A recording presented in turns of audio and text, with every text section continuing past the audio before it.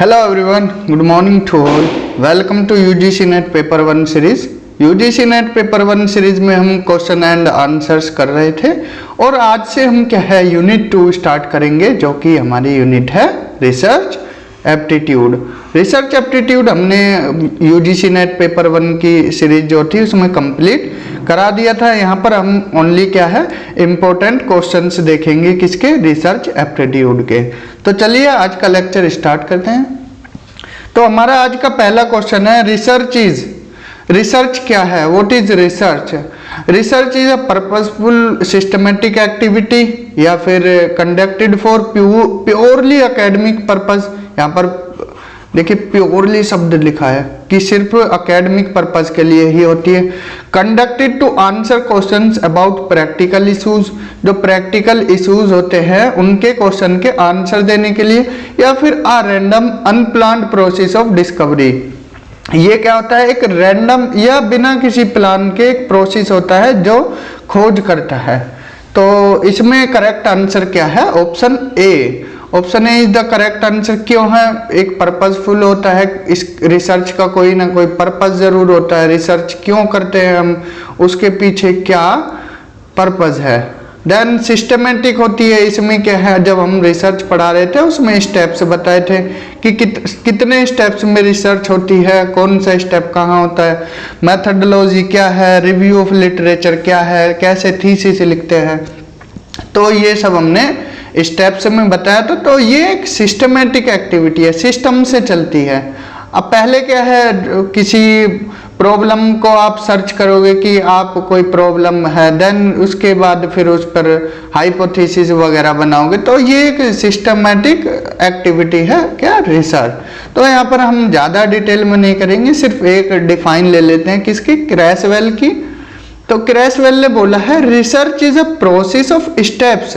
Research क्या है, एक प्रोसेस है किसकी, स्टेप्स की, जिसमें क्या करते हैं हम, use to collect and analyse information. किसी भी जानकारी को हम यहाँ पर कलेक्ट करते हैं और देन फिर इसके बाद उसको एनालाइज करते हैं। क्यों करते हैं, किसी टॉपिक की अंडरस्टैंडिंग को बढ़ाने के लिए, किसी टॉपिक या इशू की जो अंडरस्टैंडिंग होती है उसको इंक्रीज करने के लिए, बढ़ाने के लिए। यही क्या है, रिसर्च है।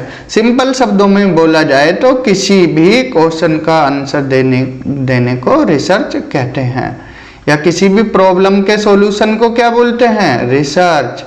कोई प्रॉब्लम है उसका हमें सॉल्यूशन ढूंढना है और वही क्या है, हमारी रिसर्च है। क्लियर। तो करेक्ट आंसर क्या होगा, ऑप्शन ए। हमारा नेक्स्ट क्वेश्चन है all good research aims at. जो जितनी भी अच्छी रिसर्च होती है उनका एम क्या होता है, उद्देश्य क्या होता है, बेटरमेंट ऑफ द सोसाइटी, बिल्कुल हो सकता है। Developing generalisation theories and principles, ये भी हो सकता है। सॉल्विंग रूटीन प्रॉब्लम्स, हो सकता है मे बी। तो नन ऑफ द अबव, ये तो है नहीं। तो गुड रिसर्च का इनमें देखिए जो मोस्ट अप्रोप्रिएट आंसर हो वो आपको देना होता है। ये यूजीसी जो एग्जाम आता है तो उसमें क्या है, जो मोस्ट अप्रोप्रिएट आंसर लगेगा आपको वही देना होता है। बेटरमेंट ऑफ द सोसाइटी बिल्कुल हो सकता है, रिसर्च जो अच्छी रिसर्च होती है, लेकिन यहाँ पर करेक्ट आंसर है developing generalisation theories and principle. Good research का एम क्या होता है, वो आपकी जनरल लेवल पर हो, थ्योरीज को क्या करे, डेवलप करे, और प्रिंसिपल्स को क्या कर रही हो, डेवलप कर रही हो। तो करेक्ट आंसर हो जाएगा ऑप्शन बी। नेक्स्ट क्वेश्चन है अ ग्रैंड थ्योरी। एक ग्रैंड थ्योरी आप किसको बोल सकते हो, जो एक्सप्लेन कर रही हो इंटर रिलेशनशिप अमंग कॉन्सेप्ट्स। देखिए कॉन्सेप्ट्स हैं, कॉन्सेप्ट्स ए, कॉन्सेप्ट बी, तो इनका क्या है, इंटर रिलेशनशिप जो भी है इनके बीच में, उनको क्या है एक्सप्लेन करना। इसको क्या बोलते हैं, ग्रैंड थ्योरी। या फिर is highly abstract. Grand theory क्या होती है, हाईली एब्स्ट्रैक्ट होती है। एब्स्ट्रैक्ट मतलब जो चीज आपको दिखाई ना दे, अमूर्त बोलते हैं जिसको। या फिर broad explanation of phenomena in a discipline. Grand theory हम उसको बोल सकते हैं जो क्या करे, ब्रॉड एक्सप्लेनेशन दे किसका, फिनोमिना का, किसी भी डिसिप्लिन में। कोई मैथ्स वगैरह, मैथ्स है, साइंस है, या फिर सोशल साइंस है, मतलब जो भी इसमें फिनोमिना है उनका ब्रॉड एक्सप्लेनेशन दे उसको हम ग्रैंड थ्योरी बोलते हैं, या all of the above.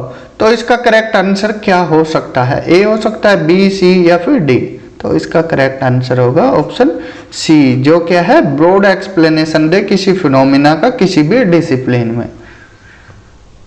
Next question है the idea that knowledge comes from experience is. यहां पर बोला गया है जो नॉलेज है, the idea that knowledge come from experience, जो आपको तजुर्बे से जानकारी मिलती है उसको आप क्या बोलोगे? एक्सपीरियंस से आपको नॉलेज मिल रही है तो उसको क्या बोलोगे? रैशनलिज्म, डिडक्टिव रीजनिंग, लॉजिक या एम्पिरिसिज्म। ठीक है, ये मेंटल एबिलिटी होती है, डिडक्टिव रीजनिंग अलग होता है, लॉजिक अलग अलग आना होता है। तो इसका करेक्ट आंसर हो जाएगा एम्पिरिसिज्म। तो ये नॉलेज जो होती है जो आपको एक्सपीरियंस से आती है वो एम्पिरिसिज्म होता है इन चारों में। तो ये अब हमने क्या है जो लेक्चर करा है उसमें डिटेल में, और बाकी अभी इसको हम बताएंगे कि एम्पिरिसिज्म क्या होता है। एक दो क्वेश्चन बाद आपको क्लियर हो जाएगा। नेक्स्ट क्वेश्चन है a theory is defined as. Theory किसको बोला जाता है? Set of systematically related statements, कि जो स्टेटमेंट हैं उनको क्या है सिस्टमेटिकली सेट किया जाए उसको क्या बोलते हैं?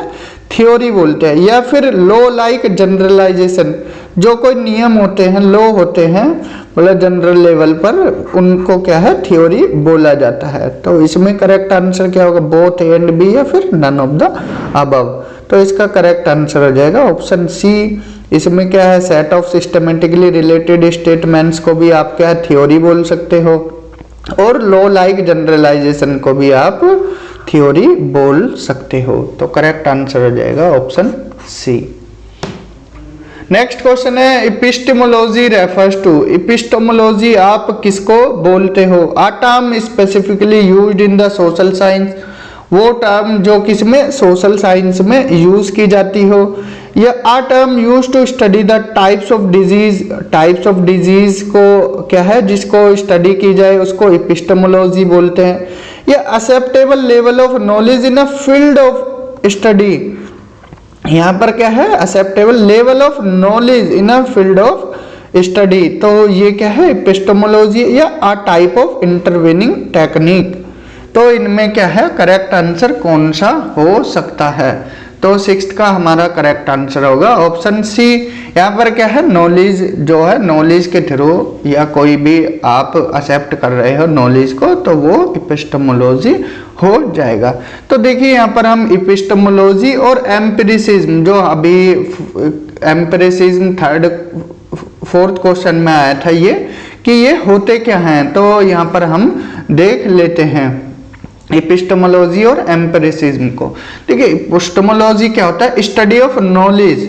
आप नॉलेज की जो स्टडी होती है उसको क्या एपिस्टेमोलॉजी बोलते हैं। ये डील करती है किससे? Origin, nature, scope and methods to acquire knowledge. आपको नॉलेज कैसे एक्वायर करनी है, डील करता है उसके ओरिजिन से, कहाँ से कैसे करनी है, क्या नेचर है, क्या स्कोप है, क्या मेथड है नॉलेज को एक्वायर करने के। तो ये सब हम किस में पढ़ते हैं? एपिस्टेमोलॉजी में। ये टर्म सबसे पहले किसने दी? फ्रेडरिक फेरियर ने। फ्रेडरिक फेरियर ने एपिस्टेमोलॉजी टर्म को पहली बार यूज किया था। अब नॉलेज को भी एक्वायर करने के दो तरीके हैं, टू वेज हैं। वो कौन कौन से? एक रैशनलिज्म हो सकता है, एक एम्पिरिसिज्म हो सकता है, जो भी हमने फोर्थ क्वेश्चन में देखा था। तो रैशनलिज्म किस पर डिपेंड करता है? Rationalism tend to believe that logic and reason as the means of acquiring knowledge. Rationalism वाले क्या है बोलते हैं कि लॉजिक और रीजन से ही आप जो नॉलेज गेन करते हो वही किस में आती है? रैशनलिज्म में। इसमें क्या है? Mind is given the authority over senses. इसमें जो हमारा ब्रेन है, माइंड है, उसको सेंसेस से ज्यादा अथॉरिटी दी गई है। किसमें? रैशनलिज्म में।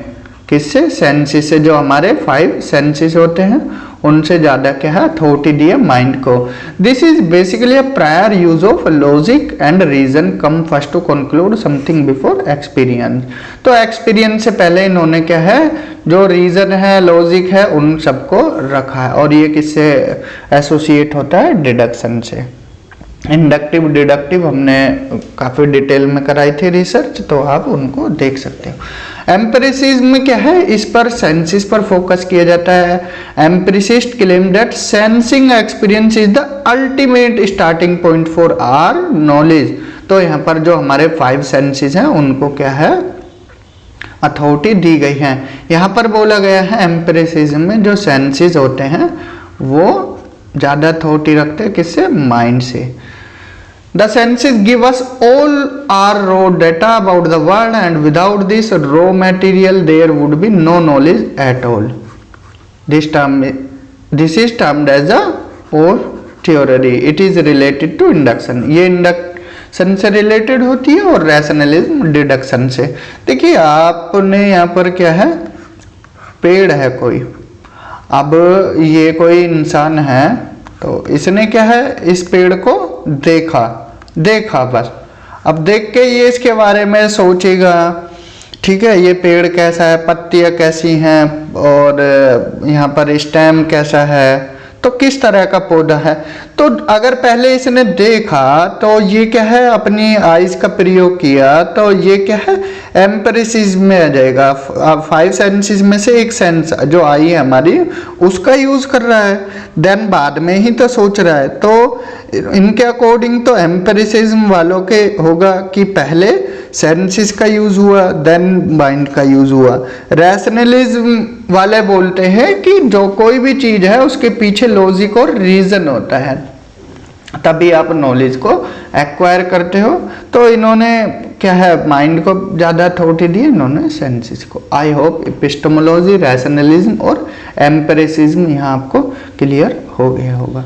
तो इसका करेक्ट आंसर होगा acceptable level of knowledge in a field of study. तो एपिस्टेमोलॉजी का correct answer option C. Next question है which of the following is a function of theory.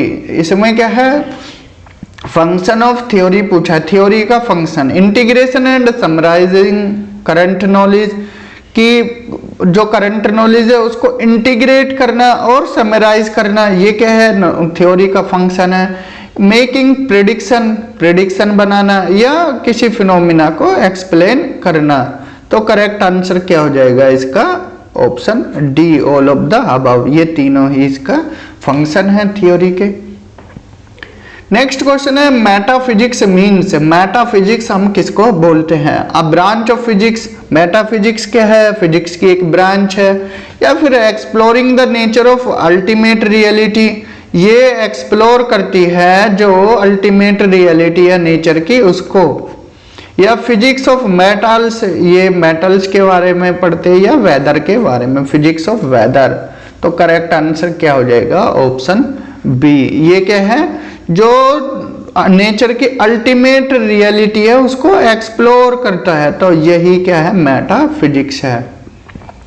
Metaphysics किसकी ब्रांच है, ये फिजिक्स की ब्रांच नहीं है, ये फिलोसफी की ब्रांच है जो डील करती है किससे, एब्स्ट्रैक्ट कॉन्सेप्ट होते हैं जैसे being, knowing, identity, time and space. तो ये इन सब चीजों के बारे में बताती है। It is intimately connected with epistemology, ये किससे कनेक्ट है, एपिस्टेमोलॉजी से, जो अभी हमने प्रीवियस क्वेश्चन में देखा था 6th क्वेश्चन में। तो करेक्ट आंसर हो जाएगा ऑप्शन बी। हमारा नेक्स्ट क्वेश्चन है which of the following statement is not correct. इनमें से कौन सा स्टेटमेंट करेक्ट नहीं है। A researcher is expected to be a well read person. तो यहाँ पर बोला गया है एक जो रिसर्चर है उसको क्या है एक अच्छा पढ़ा लिखा इंसान, वेल रीड पर्सन होना चाहिए। या फिर a research gives birth to another research, एक जो रिसर्च है वो अनदर रिसर्च को जन्म देती है, बिल्कुल। All researcher contribute to existing knowledge, जो कोई भी रिसर्च है आप करने वाले हो वो क्या है एग्जिस्टिंग नॉलेज पर डिपेंड करती है। तो इसलिए जो भी रिसर्चर होते हैं वो जो एग्जिस्टिंग नॉलेज है उससे भी हेल्प लेते हैं। या फिर a good researcher is a nice person. एक गुड रिसर्चर क्या है, एक उसको नाइस पर्सन होना चाहिए, तो नॉट करेक्ट पूछा है। देखिए रिसर्चर को क्या है, वेल रीड पर्सन होना चाहिए, क्योंकि जब पढ़ा लिखा नहीं होगा तो अच्छी एक रिसर्च नहीं हो पाएगी। इसमें क्या है, जो one research gives to another research, बिल्कुल दे सकती है। जो रिसर्च होती हैं वो एक दूसरे पर ही डिपेंड होती है, जैसे ए रिसर्च हो गई, बी इस पर डिपेंड होगी, बी ये डेटा यहाँ से भी ले सकती है, यहाँ से भी ले सकती है। All researcher contribute to existing knowledge, बिल्कुल कंट्रीब्यूट करता है। इसमें जो लूप होल्स रहे होंगे उन्हीं को तो सॉल्व कर रहे हैं जो न्यू रिसर्च हो रही है, तो ये भी। तो a good researcher is a nice person, ऐसा जरूरी नहीं हो सकता कि एक गुड रिसर्चर को एक नाइस पर्सन होना चाहिए। तो करेक्ट आंसर हो जाएगा ऑप्शन डी। आज का हमारा लास्ट क्वेश्चन है, the quality of research is जज बाय, जो रिसर्च की क्वालिटी है वो किससे जज की जा सकती है। Relevance of research, methodology adopted in conducting the research, depth of the research या एक्सपीरियंस ऑफ रिसर्चर। तो यहाँ पर रिसर्च की क्वालिटी को आप किससे कर सकते हो। रिसर्च की क्या रेलिवेंस है, मैथडोलॉजी कौन सी अडॉप्ट की गई है रिसर्च के दौरान, रिसर्च की डेप्थ देखकर या रिसर्चर का एक्सपीरियंस देखकर। इसमें मोस्ट अप्रोप्रिएट आंसर हो जाएगा हमारा बी, जो मैथडोलॉजी आपने अडॉप्ट की हैं किसमें, रिसर्च को करते हुए। तो यहाँ पर क्या है, रिसर्च की क्वालिटी उसी से जज की जा सकती है। तो करेक्ट आंसर हो जाएगा ऑप्शन बी। तो आज के लेक्चर में हमने टोटल 10 क्वेश्चंस देखे हैं। आज से हमने क्या है, जो यूनिट 2 है हमारी रिसर्च एप्टीट्यूड वो स्टार्ट की है। टीचिंग एप्टीट्यूड में हमने ऑलरेडी 100 क्वेश्चंस देख लिए हैं। अगर कोई और भी क्वेश्चंस होंगे हम टीचिंग एप्टीट्यूड के क्वेश्चंस लेकर आते रहेंगे। तो रिसर्च एप्टीट्यूड में आज का ये पहला लेक्चर था। आज के लिए इतना ही, थैंक यू। अगर लेक्चर अच्छा लगा हो ज़्यादा से ज़्यादा शेयर कीजिए, चैनल को सब्सक्राइब कीजिए। Thank you, have a good day.